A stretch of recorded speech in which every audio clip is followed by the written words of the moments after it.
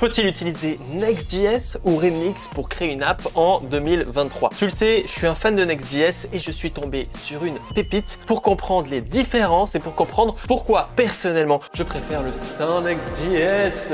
C'est parti. Sur quoi on va se baser pour faire ce comparatif? Eh bah, sur cet article de blog de Pratek Surana que tu retrouveras dans la description qui nous fait un in-depth case study à propos des deux frameworks. La première grosse différence, c'est la manière dont on va gérer le layout. Qu'est-ce que c'est le layout? Dans une application qu'il a fait ici en Next.js et Remix qui est un clone de Twitter, eh ben, il y a des choses qui vont être similaires dans chacune des pages. Notamment ici, par exemple, cette partie-là, le navigation bar, elle va être similaire dans pas mal de pages. Ensuite, on aura cette page-là, puis cette partie-là. Tout ça, ça va être des trucs différents parce que tu vois que là, on peut ouvrir les tweets, on peut ouvrir les replies, les likes. Et donc, on va devoir gérer ces pages-là. En Remix, pour gérer le routing depuis une version récente, eh ben, il suffit de faire ça. On va utiliser un underscore base qui va permettre de grouper les bases. Donc là, tu vois que ce underscore base ici, il va avoir un outlet à cet endroit qui va être le contenu principal. Et qu'est-ce qu'il va mettre dans cette page de base? Eh ben, il va mettre évidemment la navigation. Donc là, tu vois qu'il y a le hot button qui représente cette partie-là. La navigation avec les différents items que tu retrouveras juste ici. Et ensuite, tous les fichiers qui commencent par base, ils vont automatiquement hériter de ce layout. Et donc là, tu vois que ce base.username.tsx, il va hériter de cette base et tout le contenu que tu vois juste ici, il va en fait être rendu à l'intérieur du outlet que tu peux voir juste ici. Et ensuite, ce composant outlet qui va rendre cette histoire, et ben lui aussi, il a un autre composant outlet qui va rendre les différentes pages là. Et donc, le premier composant outlet, il va nous rendre tout ça qui est dans base. Et ensuite, le deuxième, il va nous rendre tout ça. Et le troisième, suivant la route, il va nous rendre ceci. Ça, c'est pour Remix. Pour Next.js, personnellement, je trouve ça peut-être un peu plus verbeux parce que du coup, il y a plus de fichiers, mais on verra l'autre avantage qu'il y a. C'est qu'ici, les seuls fichiers qui sont routables en Next.js sont les fichiers page.tsx. Et c'est pour ça qu'ici, on a un groupe base qui va nous permettre d'ajouter le style de base. Et ici, il va avoir un fichier layout.tsx. Et un des trucs que j'adore avec Next.js, c'est qu'il n'y a pas de truc fancy. Tout est plutôt compréhensible. Notamment, ici, on va se retrouver avec une props Childrun. Childrun, qui est une props connue de React, qu'on peut retrouver à plein d'endroits. Et donc, on n'est pas choqué de voir un composant outlet que personne comprend. Ici, c'est Childrun, c'est logique. Et ensuite, ici, on va pouvoir rendre le Childrun exactement comme avant à la fin dans le main content. Puis ensuite, pour le username, eh ben, on va aussi avoir un fichier layout qui va prendre un childrun que tu vois juste ici. Et ce childrun, il va aussi pouvoir le rendre à cet endroit comme on l'a vu avant. Et donc ça change pas mal de choses, notamment un truc assez important, c'est que ça va changer l'architecture. Où ici du coup on a des dossiers nestés, alors que si on compare ça avec Remix, eh ben on a tous les fichiers comme ceci. Un des gros problèmes que je vois personnellement quand je vois ceci, c'est que ici il va avoir un dossier component qui va gérer tous les trucs un petit peu séparés par-ci, par-là, où il va juste avoir plein de trucs dans le même fichier. Moi, ce que j'aime bien ici, c'est que tout ce qui a un rapport avec ici, cette page-là, tu peux créer un dossier component où tu peux juste mettre des composants. Et vu qu'il y a uniquement les fichiers layout et pages qui sont routable, qui vont avoir un impact, tous les fichiers component que tu vois juste ici, tu vas pouvoir sans autre les utiliser et les définir très proches de tes pages. Ce qui fait qu'ici, quand on est dans notre page, eh ben, on peut aller voir que là, le component infinite tweet, qui est d'ailleurs pas le bon, c'est plutôt là. Ici, on a par exemple le follow button. Et ben le follow button, il est importé directement ici et il est défini là. Moi, j'adore cette logique-là. Et on va pour la suite. Le deuxième point important, c'est le data fetching. Comment est-ce qu'on va faire pour récupérer des données entre notre Next.js app et notre app Remix? Pour Remix, il y a un truc que moi, j'aime pas du tout. Ils vont utiliser une logique de loader.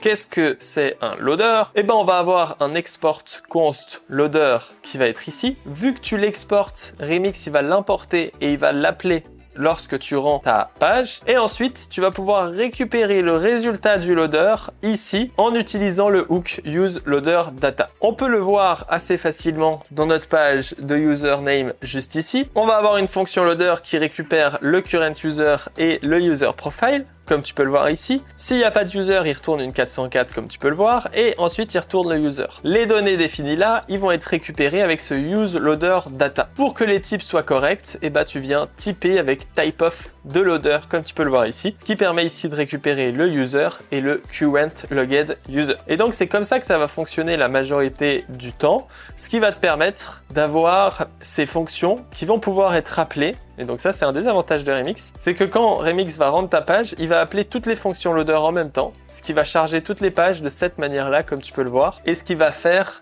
à la place d'avoir un waterfall où tu vas télécharger une page, puis une autre, puis une autre, puis une autre, et tu vas pouvoir toutes les télécharger en même temps, comme tu peux le voir juste ici. Et ça donne un graphe comme ça, où tu vois que dès que la page principale est chargée, on vient charger tout le reste. Ça, c'est un des avantages. Next.js, depuis les server components, fait un truc que je trouve personnellement beaucoup plus agréable, évidemment. Layout, et en fait, là, tu vas voir que ici, tout ce que tu fais, c'est dans le composant await. Donc tu attends promise.all de getUserProfile, getCurrentLogged user. Ici, tu viens prendre tes users, tu viens les récupérer et il n'y a pas de type-off, il n'y a pas de magie. Tout est logique. Tu viens juste utiliser. Au lieu de retourner une 404, si on sauvegarde ce fichier et qu'on compare ça avec le username juste ici, au lieu de retourner un JSON 404, statut 404, non, en Next.js, tu appelles notfound et ça va gérer tout ceci. Au lieu de retourner JSON, statut 200, machin, non, ici, tu as juste à rendre ton HTML. Et ça, je le trouve fantastique. Il n'y a pas besoin de type-off, il n'y a rien besoin. Tu peux juste appeler les informations comme ceci et faire étape par étape. Ici, il utilise promise.all pour optimiser tout ça et ça fonctionne pas mal bien. Donc ici, il explique un peu ce que ça fait. Les server components, ça va avoir une autre optimisation. C'est que tout le HTML qui est rendu ici, il va pas être hydraté par le JavaScript à moins d'utiliser useClient. Alors que pour l'instant, Remix, tout est hydraté. Et donc ici, tu vas avoir toute la page qui va être hydratée avec du JavaScript et donc il y a un petit avantage malgré qu'on puisse pas utiliser useState et useEffect dans des client components évidemment à cause de cette histoire. Et donc on va pouvoir utiliser juste des await getCurrentLogged user comme ceci, ce qui est beaucoup plus simple. Il y a une différence quand même assez importante dans cette histoire, c'est que là la request, loader function argument, si je me trompe pas, la request c'est une HTTP request, donc tout ce qu'il y a de plus simple. Alors qu'en Next.js, pour interagir avec le header et les cookies, tu vas devoir utiliser les méthodes qui sont juste ici. Ce que certaines personnes n'aiment pas, parce que Next.js, il vient wrapper l'API par défaut du navigateur pour t'offrir des fonctions utilitaires, alors que Remix t'offre les fonctions par défaut de request, response de Node.js, ce qui peut être plus sympathique. Et donc, l'avantage des server components, c'est qu'ici sur cette page, tout est server components, donc tout ce que tu vois en rouge ne sera pas hydraté, uniquement les parties vertes qui ont des interactions vont être hydratées. Un autre point, c'est le streaming. Depuis React 18, on a une logique de streaming qui va nous permettre de streamer un composant et de pouvoir afficher la majorité de la page avant d'attendre quoi que ce soit. En Remix, pour utiliser ça, tu vas utiliser la fonction differ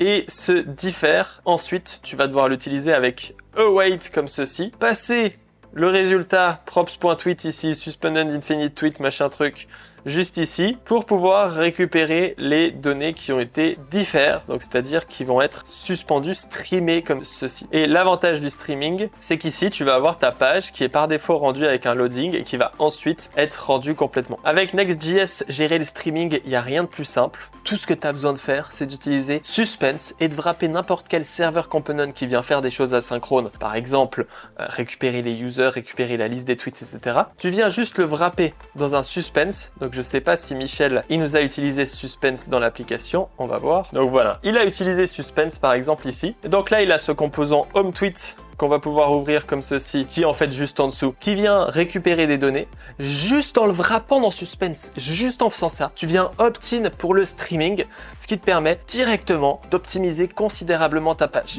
D'ailleurs, si tu es intéressé par cette histoire de streaming et par tous les schémas que j'ai créés là-dessus, dans le premier lien de la description, tu trouveras un cours offert sur Next.js avec la gestion du streaming, server components, app directory, bref, il y a vraiment tout ce que tu veux. Je te propose d'aller dans ce lien tout de suite. avant que ce soit trop tard. Bref, ici, ce suspense, du coup, il vient nous permettre d'opt-in pour ce suspense. Et moi, quand je compare cette syntaxe-là à cette syntaxe-là, il n'y a pas photo. Tu dois utiliser differ, ou putain, tu dois utiliser await, resolve, error elements, machin. Ici, passer un children sous forme de fonction. Putain, mais l'enfer, cette syntaxe custom du futur. Vraiment, quand je vois ce code, quand j'ai lu cet article, je me suis dit, mais c'est moche de chez moche. Regarde à quel point Next.js, c'est élégant. Tu utilises juste suspense comme ceci, et ça juste marche.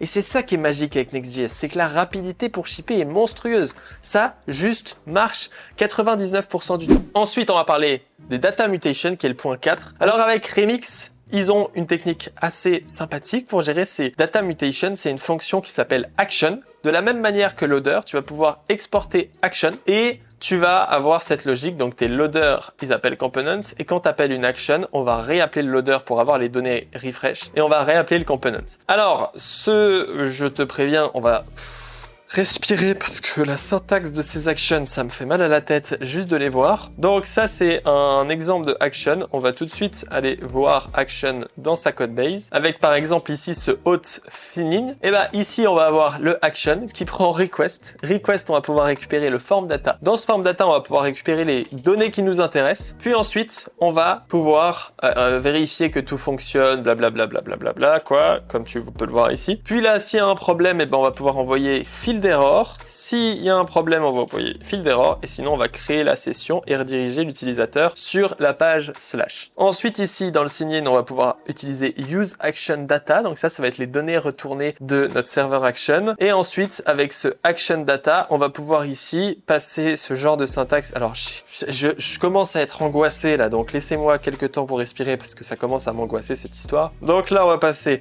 default value, error, aria valid, aria error message, blablabla pour afficher notre page. Et on a aussi use loader data qui nous permet de faire des choses. Alors ça, j'ai pas encore tout compris. Fetch.form qui permet de loader ici des données, peut-être de récupérer les données qui ont été retournées directement de notre élément. Et donc là d'ailleurs, il y a un hack assez sympa, c'est que tweet action, tu vas passer des valeurs comme ça, value, toggle, tweet like, et en fonction de la valeur, tu vas faire des choses différentes. Donc vu que t'as qu'une action par route, et bah t'es obligé de tout gérer dans cette action. Et donc là, tu vas devoir utiliser un switch qui gère tout ça. Bref, on a notre action. Un des gros avantages, c'est que tu peux désactiver tout le JavaScript et que la page sera toujours interactive. C'est-à-dire que ici, même quand tu désactives le JavaScript, ton application, elle va fonctionner. Et donc ça, c'est un truc sympa. Après, cette histoire de je désactive le JavaScript et ma page fonctionne toujours, je trouve que c'est un peu de la branlette parce que de toute façon, il n'y a plus personne qui n'a pas de JavaScript sur son navigateur. Mais bon, c'est un avis personnel, ne me jugez pas trop. Next.js, donc là, ça va être la magie. On peut utiliser des API routes, mais on va surtout pouvoir utiliser des server actions. Et donc là, il n'y a pas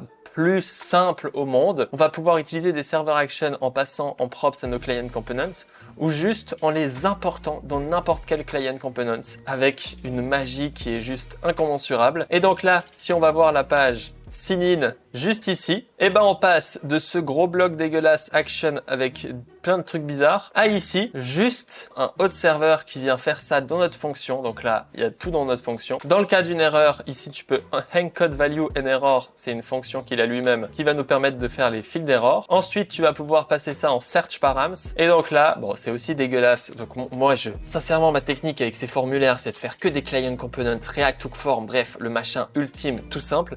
Mais ici, lui, il nous utilise tout ça. Je trouve ça horrible, mais voilà. Il nous utilise tout ça pour avoir tout ça qui est interactif. Et pourquoi il fait tout ça? C'est que ça permet de ne pas avoir de JavaScript dans ton application, pas avoir de JavaScript, ce qui est inutile. Mais voilà, c'est sympa, c'est joli, on va dire que c'est joli. Voilà, on a ces server actions. On va pouvoir utiliser ces hooks useFormStatus pour afficher des states, pour savoir si c'est en train de charger ou pas. Évidemment, si le JavaScript est supporté. Et on va aussi pouvoir utiliser useTransition pour savoir s'il y a une action qui est en train de se faire. Bref, les server actions, c'est vraiment le futur ultime. Je sais pas s'il a fait d'autres server actions à d'autres endroits un peu plus stylés. Voilà, action.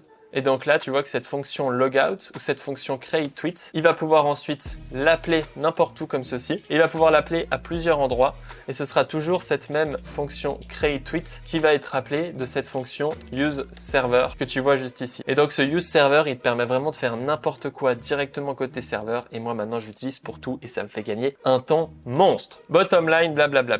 Infinite loading, alors ça c'est un peu relou j'avoue. La meilleure technique que moi j'ai trouvée pour ces infinite loading, donc là lui il nous fait un loader de l'enfer, c'est pas très grave. Et ensuite il vient fetcher.submit et il vient submit ce fetcher. Moi ce que je propose pour le infinite loading, on va même pas lire ce qu'il fait parce que je sens que ça va me tendre, mais le plus simple c'est d'utiliser React Query avec le use infinite query et ensuite tu vas pouvoir utiliser les server actions pour faire des fetch de données et pour récupérer les données. D'ailleurs, je l'ai fait en quelque sorte récemment dans ma plateforme de formation. En quelque sorte, j'ai pas utilisé le use infinite query, mais on comprend quand même le concept. C'est qu'ici, j'ai les MDX Video Manager parce que sur mes cours, j'ai des vidéos qui sont upload. Et donc ici, je vais avoir un use query qui vient prendre en query key la page, le name qui est un filtre. Et là, dans la query FN, tout ce que je viens faire, c'est appeler getVideo. GetVideo, c'est une server action que tu peux voir juste ici, qui prend des paramètres ici name et page. En fonction de page, je viens take